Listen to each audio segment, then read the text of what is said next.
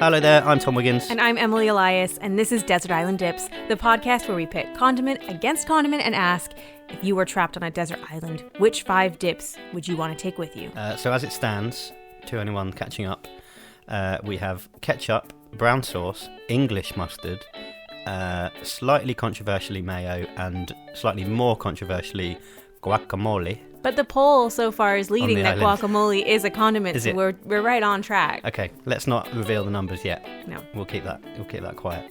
I don't know when we'll reveal it. This week, we are going to be talking about Vinegar. Vinegar. Which people might not have heard of. It's How would you say it in English? I might go for vinegar. Which I keep having to sort of backtrack on myself with this.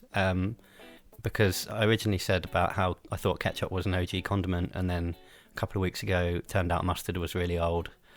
I think vinegar might be old.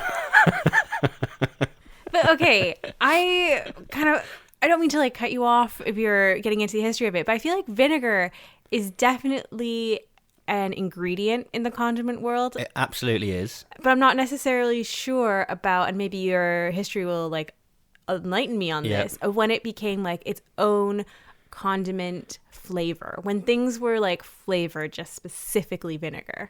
Well, see, I realised that I didn't really know what vinegar was to begin with. Do you know what I mean? I didn't know. Do you mine it, or do you where does it? Are there springs?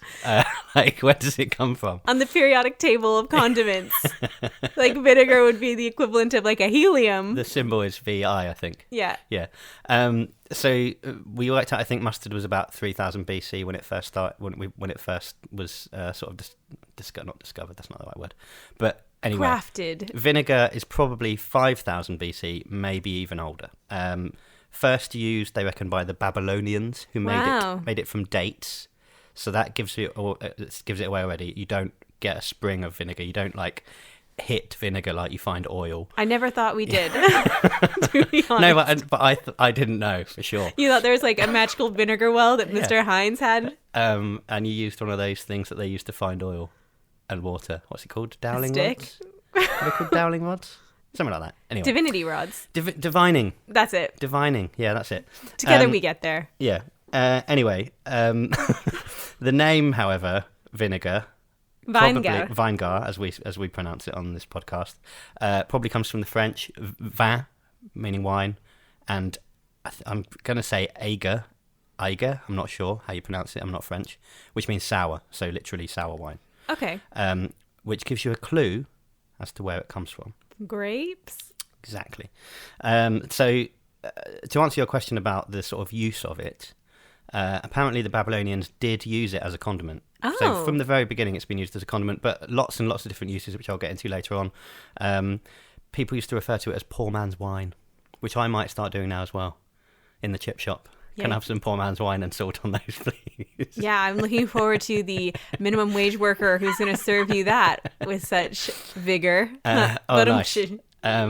Apparently Roman soldiers gave it to Jesus when he was on the cross as a painkiller. I'm pretty sure that won't have done much good. But I thought it was the other way around. I thought it was they put vinegar in his wounds to really kind of stick it to him, you were being crucified. Well, there's a chance that would actually help. So it might hurt, but it might actually help. Well, I've been reading the Bible wrong. Yeah. I don't know for sure. I wasn't there. I wasn't either. No. But sort of as I've alluded to by the accidental discovery element of this, if you leave a courgette, it becomes a marrow. Okay. If you just I do. Did you know? I didn't know this I didn't until know that. fairly recently. I know, it's mind blowing, isn't it? If you basically how you get vinegar is. Let's say you start with grape juice.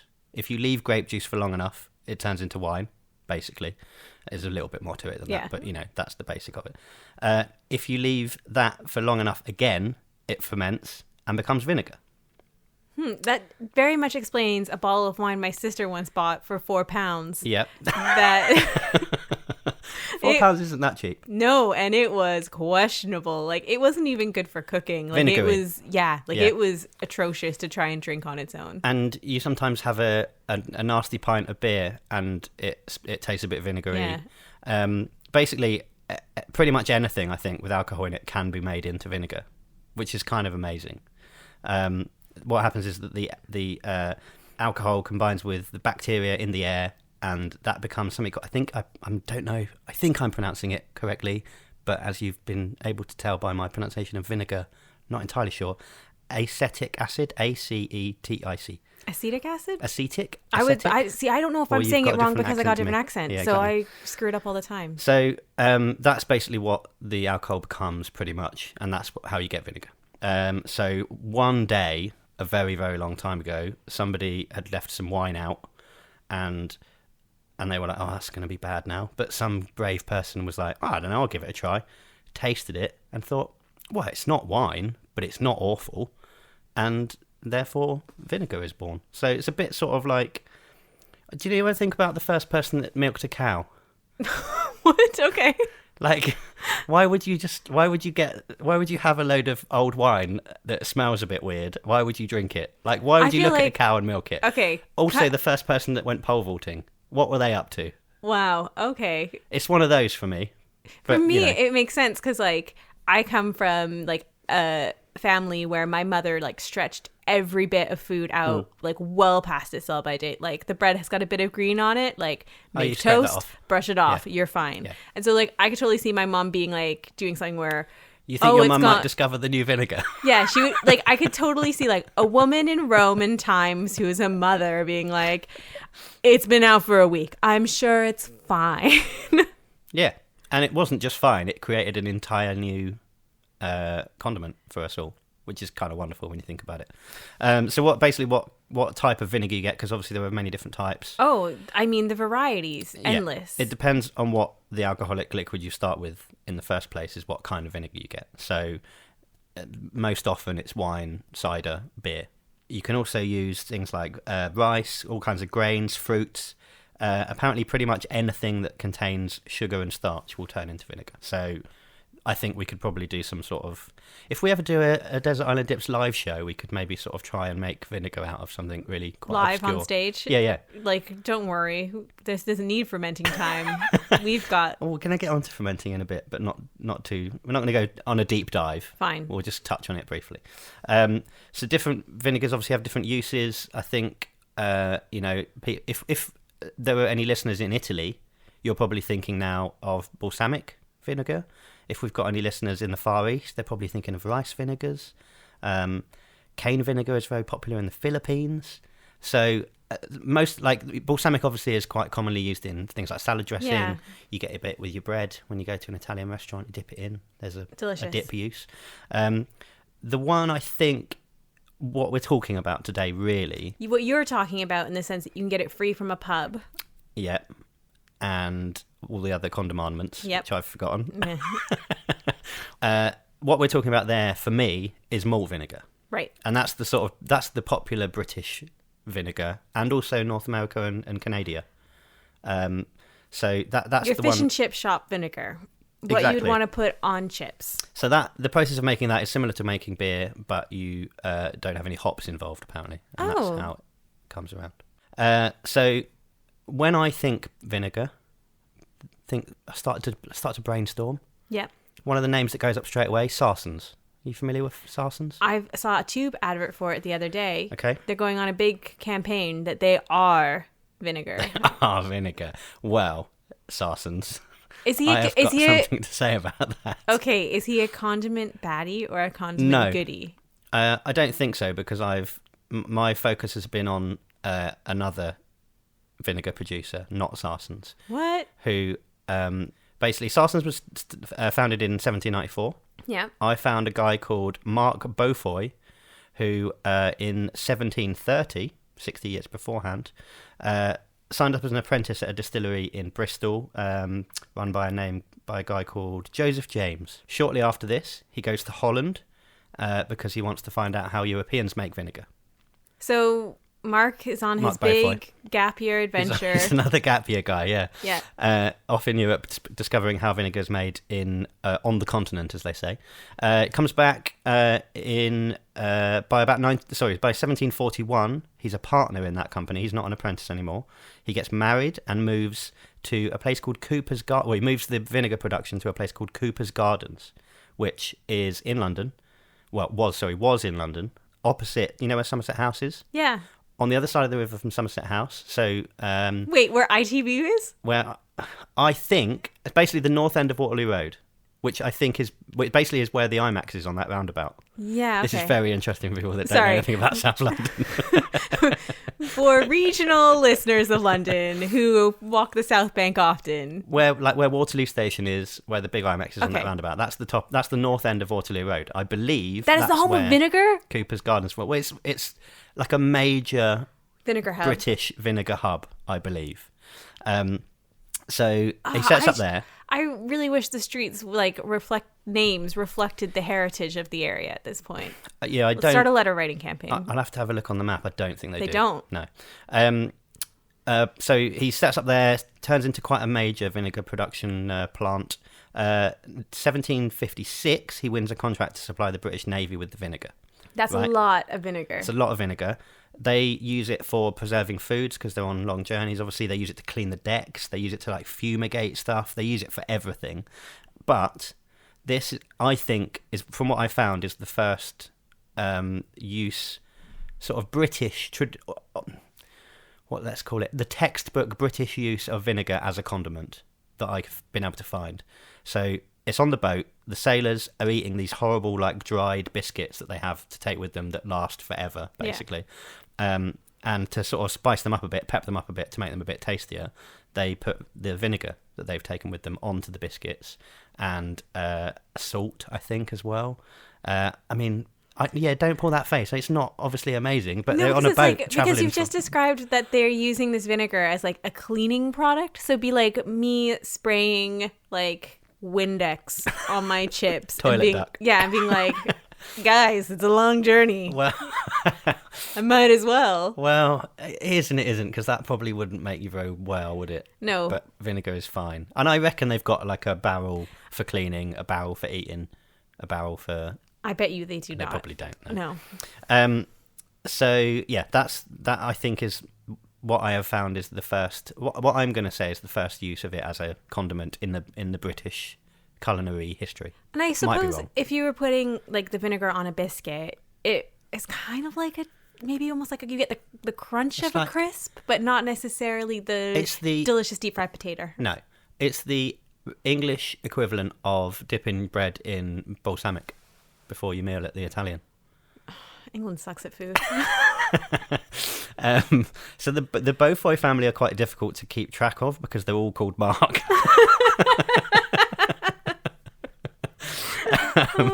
But the business gets passed down through the family. In 1810 or 1812, I've seen conflicting dates, doesn't matter to you lot. They move a bit further south into an area between Vauxhall and Stockwell, which at the time is very poor. Used to be, I think, quite well to do, but they moved out and lots of poor people moved in looking for work. This is where, you know how we've talked in previous episodes about condiment guys being good guys? Yeah. This is where Beaufoy carries on that trend. I knew that was going to be a good guy. When I read this, I was like, yes, they're still good guys. So Henry Beaufoy, who is, I believe, Mark's son, but it's really difficult to work it out because there's so many people called Mark. I don't think it's grandson. Maybe nephew?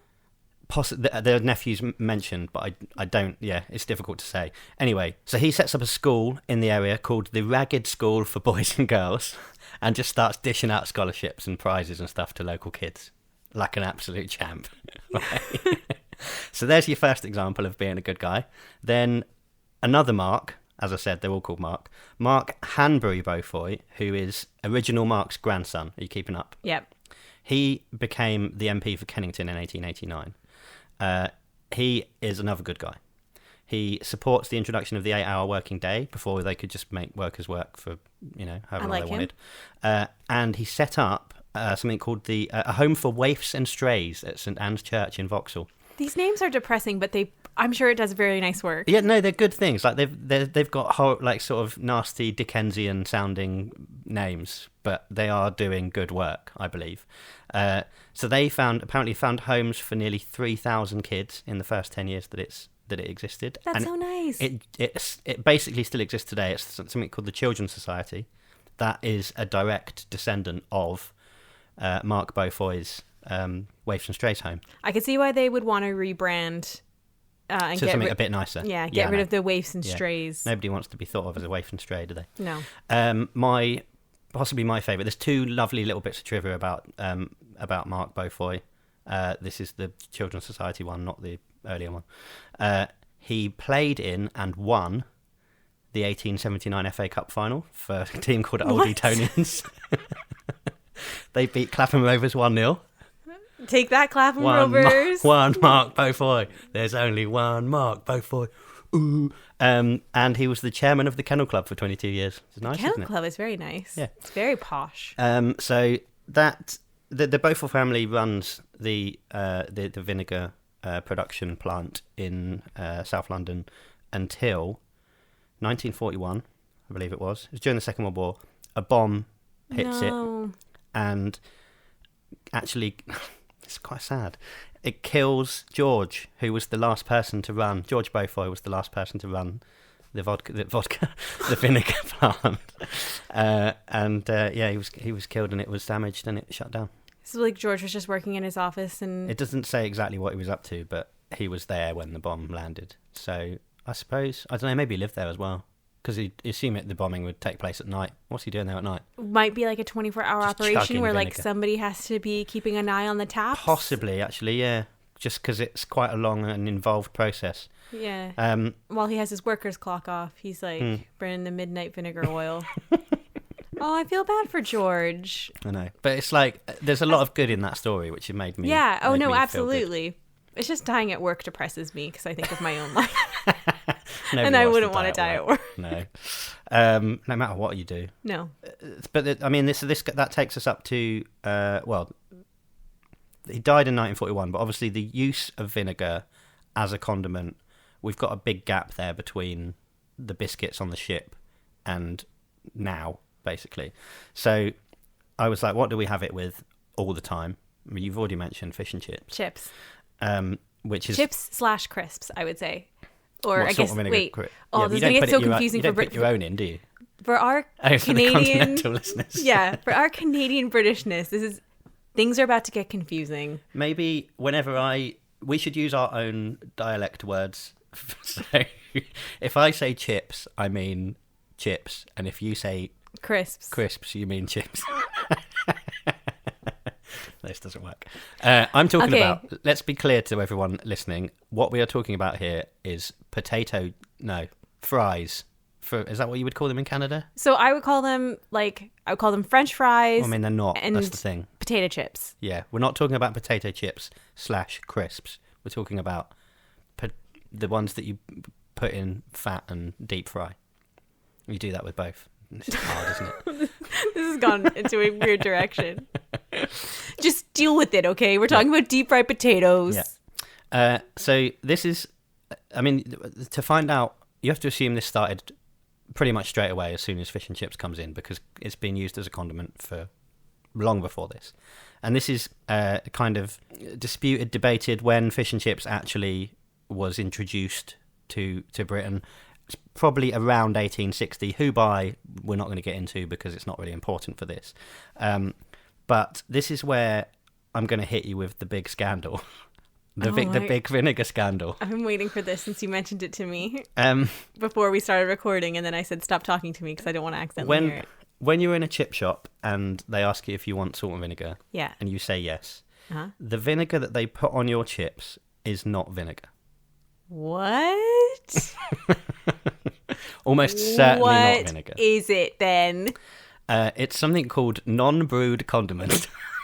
Oh my! Nope. What? Non-brewed condiment. It's like which I like. It sounds like some sort of utilitarian robot condiment, isn't it? Please pass non-brewed condiment. Non-brewed condiment number 4 is unavailable. What is it? It's like Total Recall or something. Oh. So the problem with vinegar, it's not really a problem, but it takes quite a relatively long time to make because of this fermentation process that needs to take place. Which, if you're like making balsamic or something like that, can take months. Sure. If you're doing it in a sort of real artisanal way. Even if you're doing it on like a commercial factory scale, well, it's no, going to take... They've brought it down to like 2 or 3 days. Oh, wow. For like a malt vinegar that you would buy in the supermarket, which basically you get a big tank and you feed air through it while it gets mixed, and it speeds up the process. The thing about doing that is that obviously it takes ages, it's expensive, so this thing called non-brewed condiment exists, which is a lot cheaper. There's no fermentation required, so there's no alcohol involved, which also means it's halal, which is good for, for our Muslim brothers, for shops and takeaways and stuff. They don't need to buy different types of vinegar for different customers. And it's much faster to produce in large quantities. So it's essentially just a mixture of water, ethanoic acid, and then colourings and flavourings to make it taste like vinegar. So it's just chemical, essentially. Basically. They've just removed the vinegar from it completely, and it's unless you see them taking it out of like the vinegar bottle that is labelled vinegar. We're going to get onto that bit as well. What? Is there more controversy that I stumbled upon? It's essentially vinegar flavoured water. No. Yeah. Chip shops are not... Now I'm like questioning whether or not in my life I've actually had vinegar. Or I think I've had vinegar. You probably have. I'm having a life crisis right now. So a shop that is a takeaway that is using non-brewed condiment is not technically allowed to say, do you want vinegar? Because that is not vinegar. Oh. They're even not allowed to put it in those, what you would sort of recognise as a vinegar bottle? Yeah. You're not supposed to put it in that either. You're supposed to keep it in a sort of different shaped bottle so that people can't confuse it with vinegar, because it's not vinegar. But nobody seems to care. And also, like, as you say that, I feel like you should have like a giant wink at the end of it, because they totally do. Like, they're asking you, like, vinegar on your chips. They're not saying, like... Oh, I know. That's what my point is, that nobody seems to care about this and nobody seems to do it. But technically, if you're having non-brewed condiment, you shouldn't be using the traditional vinegar bottle or saying even, do you want vinegar? Wink.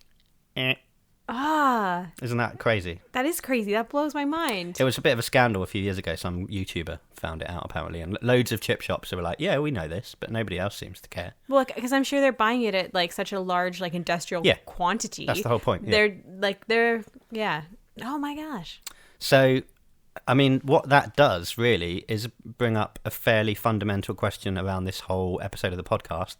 Do we call it vinegar or do we call it non-brewed condiment? Because what were we talking about originally? We were saying what the substance we're discussing is the one that you have on your chips in a chip shop, really. And that is almost certainly non-brewed condiment, not vinegar. I kind of think we're talking about non-brewed condiment at this point. Yeah, we are, but we can't put that in the title because no one will know what it's about. Or maybe they'll click on it because it's intriguing. Debate for a different time. So that's... there are two different condiments that we're talking about here, but let's put them all under the umbrella of vinegar, which, as we've spoken about before in the brown sauce episode, it's the preservative nature of it. Is a bottle of vinegar apparently pretty much will not go off. No, you can just keep it in your cupboard for however long you want. It might change colour a bit, and apparently you get this stuff called mother of vinegar that comes off it if there's like a solid, or like a sort of ghostly. It's like the ghost of vinegar, but apparently it's harmless. You can just sort of filter it out. Don't worry about it. But yeah, it's basically it will last forever. Now that's why you get all those different uses. Do you want to hear my favourite sort of weird uses for vinegar throughout history? Of course. So during the Black Death in Europe, thieves would pour vinegar over themselves and to protect themselves because they would go out robbing corpses. Is there any antibacterial quality to vinegar? Yeah, you can. There are medicinal uses of vinegar that are genuine. It's not like old wives' tales or anything like that. You can use it as a herbicide apparently to kill weeds and stuff. There's lots of genuine uses that for health reasons and stuff like that genuinely do work. Apparently, a guy called Hannibal, when he was crossing the Alps, I think this is some sort of story that I should probably know about, and people will do. It's definitely something you were taught in university. Not on an English university. literature course, no. When he was crossing the Alps, apparently there were big rocks in the way, and he poured vinegar all over them, and then hit them, and then they would break up into lots of tiny bits. Well, how much Which vinegar like is he some bringing sort of with him? Mario type thing going on. I don't know if I buy that. Apparently so. I think those are my two favourite ones. Do you judge somebody if they don't put vinegar on their chips? No, I'm not that fussed by it. If you didn't have vinegar on your chips, would you be heartbroken?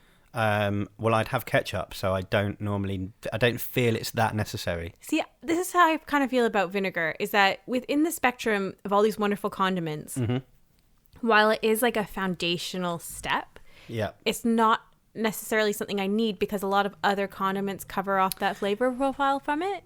I've written down something almost entirely the same as that sentence that you've just said. Are we on to lists now? Let's critique and review. Are we on to lists? Okay, we've been going for nearly half an hour, so I think that's fair enough.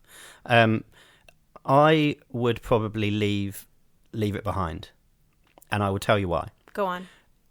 Vinegar is present in so many other condiments, particularly brown sauce, which we talked about before, and which I've explained. Is it a bit...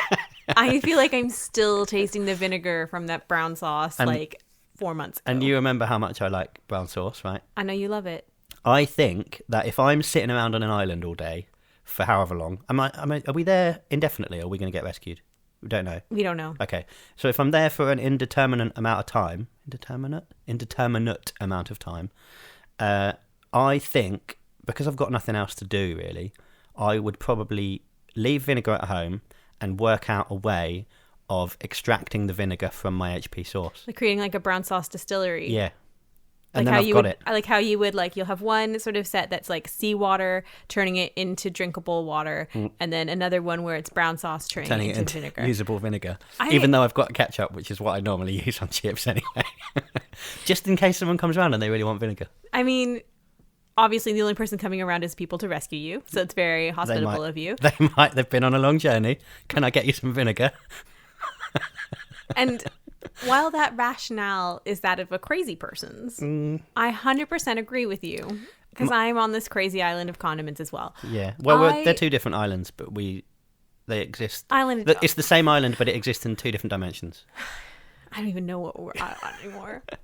I think the point is that vinegar is great, and I don't want to downplay it, like how we created all sorts of beef with the mayo lovers. Oh, mate. But I feel like so vinegar just doesn't make the cut, because its flavor is found in so many other things. And if I'm only getting 5 condiments for the rest of time, I want them to fill other condiment needs. Like, I feel like right now we've kind of made our way through some very like standard condiments, the staples. Yeah, and we haven't necessarily ventured into the experimental world, and I would like to keep options open on the island for that. I mean, did you see the backlash against putting guacamole in so early on, though? I say backlash to people. Gotta keep it spicy. Gotta keep it alive. Exactly. The thing that has been put to me when we've been talking about vinegar off air with other people, naturally, is that it's more of a seasoning than a condiment, which I sort of see where they're coming from. I kind of agree with that. But I think it is a condiment. It adheres to all the rules. And if we're talking about non-brewed condiment, it's in the name. The thing for me, and which you've already sort of alluded to, is that I don't really have it on chips, but that would be the only thing that I would use it for. So it's the same in a way as cranberry sauce, and it doesn't have a log form, so there's no way it's going in, is there? I don't think so. There's one story I did want to tell you about the potential of vinegar to ruin somebody's life. The Potential of Vinegar sounds like a best-selling novel. The Potential of Vinegar by Emily Elias. It's not about vinegar at all. It's just one of those weird sort of cryptic titles. John Lyons, you know him as your friend of mine. Your friend, the guy I'm going to marry. Yeah. His life has been ruined by vinegar because he was on a car trip with his brothers. He was like the third child, so he was stuck in the middle seat, youngest boy. He fell asleep with his mouth open. Don't worry, listeners, it's not as bad as it sounds. What gets put in? A salt and vinegar crisp. He put a crisp in his mouth. Like, I thought that was going to go to a dark place. No. But it has now made him the lightest sleeper and the jumpiest sleeper in the world, that somebody's going to mess with him. And so, like, anything, he can't sleep because they put a crisp in his mouth. I think that's a better outcome than being put off vinegar for life.